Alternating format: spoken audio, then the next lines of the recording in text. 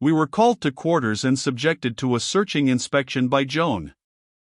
Then she made a short little talk in which she said that even the rude business of war could be conducted better without profanity and other brutalities of speech than with them, and that she should strictly require us to remember and apply this admonition. She ordered half an hour's horsemanship drill for the novices then, and appointed one of the veterans to conduct it. It was a ridiculous exhibition, but we learned something, and Joan was satisfied and complimented us. She did not take any instruction herself or go through the evolutions and maneuvers, but merely sat her horse like a martial little statue and looked on.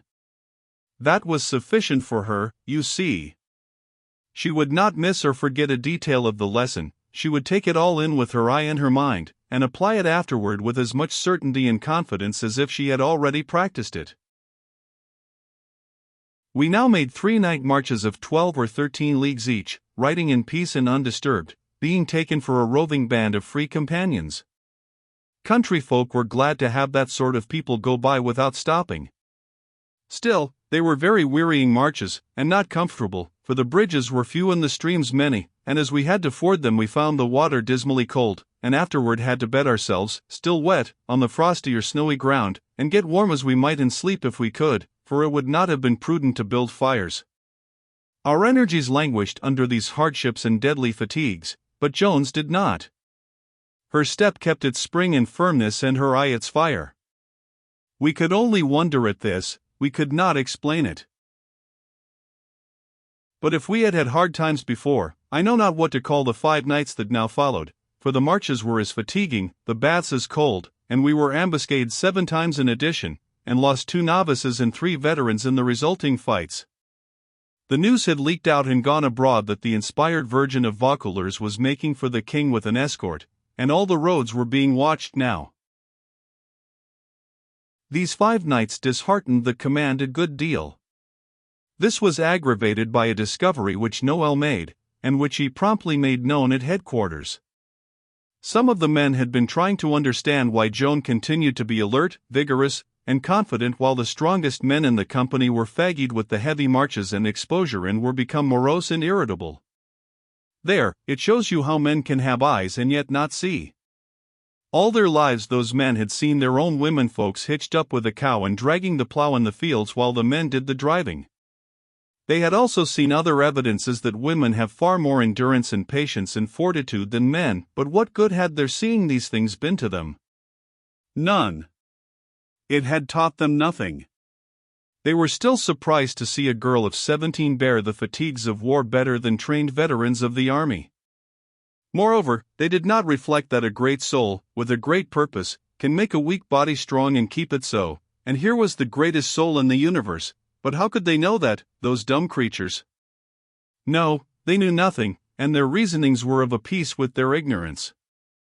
They argued and discussed among themselves, with Noel listening, and arrived at the decision that Joan was a witch, and had her strange pluck and strength from Satan, so they made a plan to watch for a safe opportunity to take her life. To have secret plottings of this sort going on in our midst was a very serious business, of course, and the knights asked Joan's permission to hang the plotters, but she refused without hesitancy.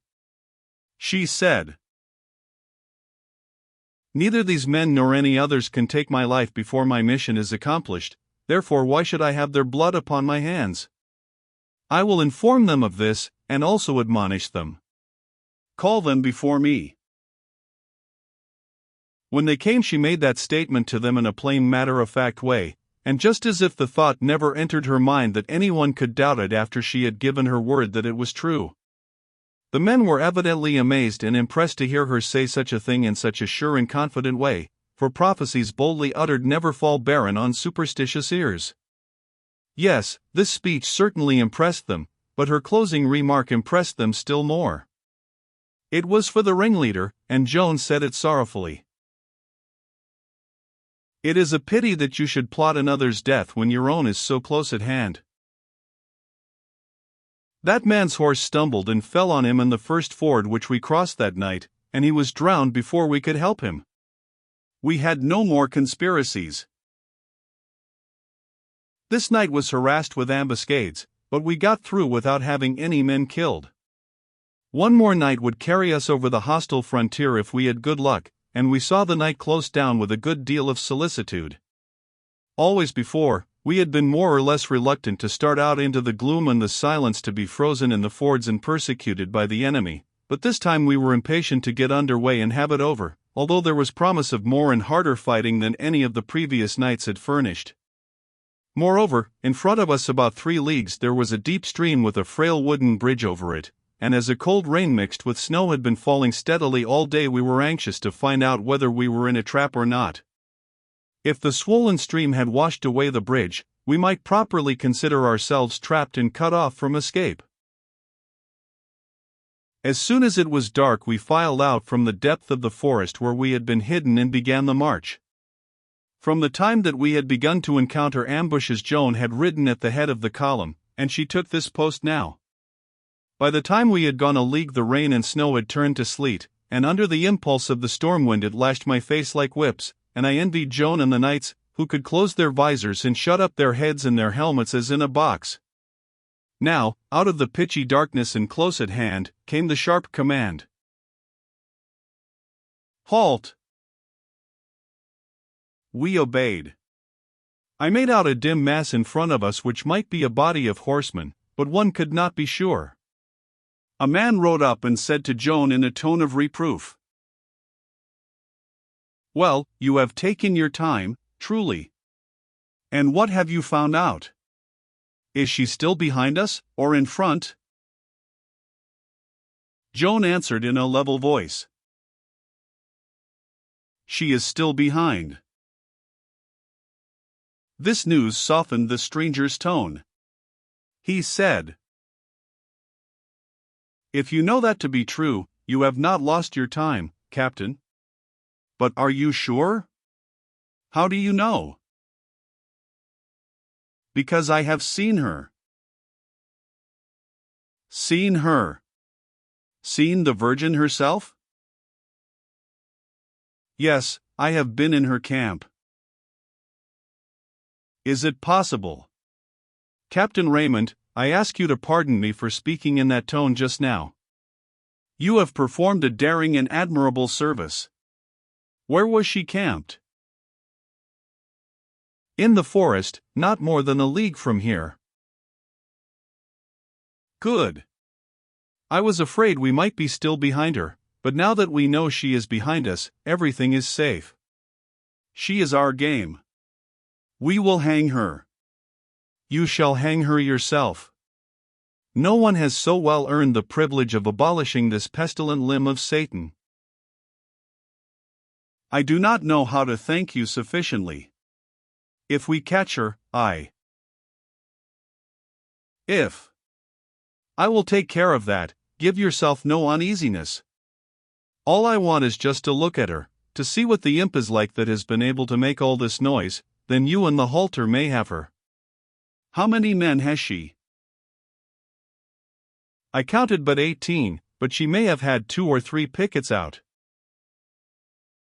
"Is that all? It won't be a mouthful for my force. Is it true that she is only a girl?"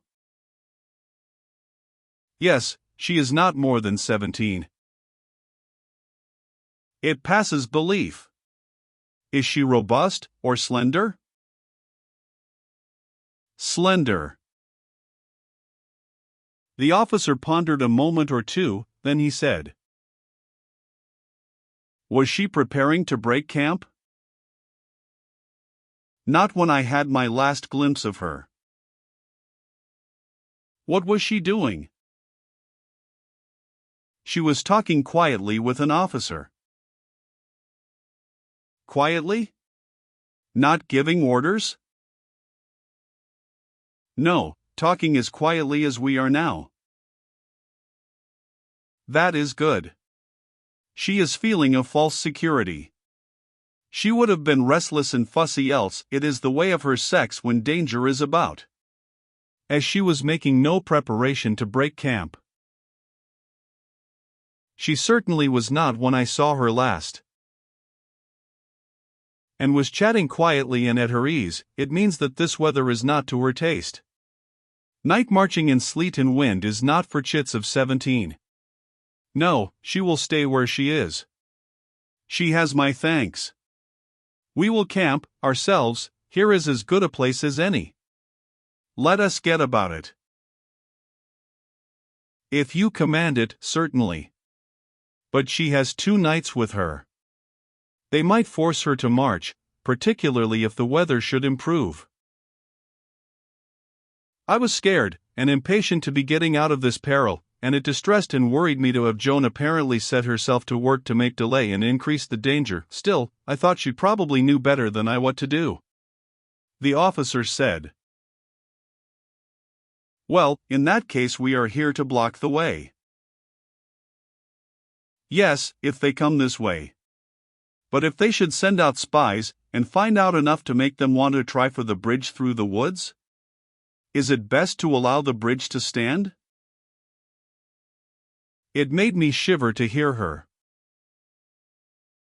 The officer considered a while, then said, "It might be well enough to send a force to destroy the bridge. I was intending to occupy it with the whole command, but that is not necessary now."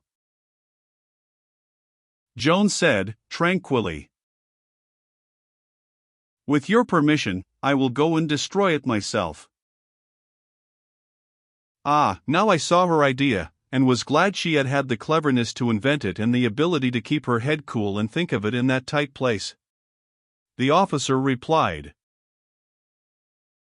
"You have it, Captain, and my thanks. With you to do it, it will be well done. I could send another in your place, but not a better." They saluted, and we moved forward. I breathed freer. A dozen times I had imagined I heard the hoofbeats of the real Captain Raymond's troop arriving behind us, and had been sitting on pins and needles all the while that conversation was dragging along. I breathed freer, but was still not comfortable, for Joan had given only the simple command, "Forward." Consequently we moved in a walk.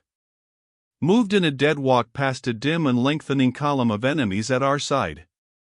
The suspense was exhausting, yet it lasted but a short while, for when the enemy's bugles sang to dismount, Joan gave the word to trot, and that was a great relief to me. She was always at herself, you see. Before the command to dismount had been given, somebody might have wanted the countersign somewhere along that line if we came flying by at speed, but now we seemed to be on our way to our allotted camping position, so we were allowed to pass unchallenged. The further we went, the more formidable was the strength revealed by the hostile force. Perhaps it was only 100 or 2, but to me it seemed 1,000. When we passed the last of these people I was thankful, and the deeper we plowed into the darkness beyond them the better I felt. I came nearer and nearer to feeling good. For an hour, then we found the bridge still standing, and I felt entirely good. We crossed it and destroyed it, and then I felt, but I cannot describe what I felt. One has to feel it himself in order to know what it is like. We had expected to hear the rush of a pursuing force behind us, for we thought that the real Captain Raymond would arrive and suggest that perhaps the troop that had been mistaken for his belonged to the Virgin of Vaucouleurs, but he must have been delayed seriously, for when we resumed our march beyond the river there were no sounds behind us except those which the storm was furnishing. I said that Joan had harvested a good many compliments intended for Captain Raymond, and that he would find nothing of a crop left but a dry stubble of reprimands when he got back, and a commander just in the humor to superintend the gathering of it in. Joan said, "It will be as you say, no doubt, for the commander took a troop for granted, in the night and unchallenged, and would have camped without sending a force to destroy the bridge if he had been left unadvised, and none are so ready to find fault with others as those who do things worthy of blame themselves." The Sieur Bertrand was amused at Joan's naive way of referring to her advice as if it had been a valuable present to a hostile leader who was saved by it from making a censurable blunder of omission, and then he went on to admire how ingeniously she had deceived that man and yet had not told him anything that was not the truth. This troubled Joan, and she said, "I thought he was deceiving himself.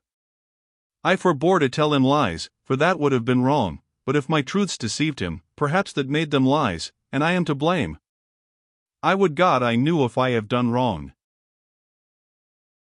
She was assured that she had done right, and that in the perils and necessities of war deceptions that help one's own cause and hurt the enemies were always permissible, but she was not quite satisfied with that, and thought that even when a great cause was in danger one ought to have the privilege of trying honorable ways first.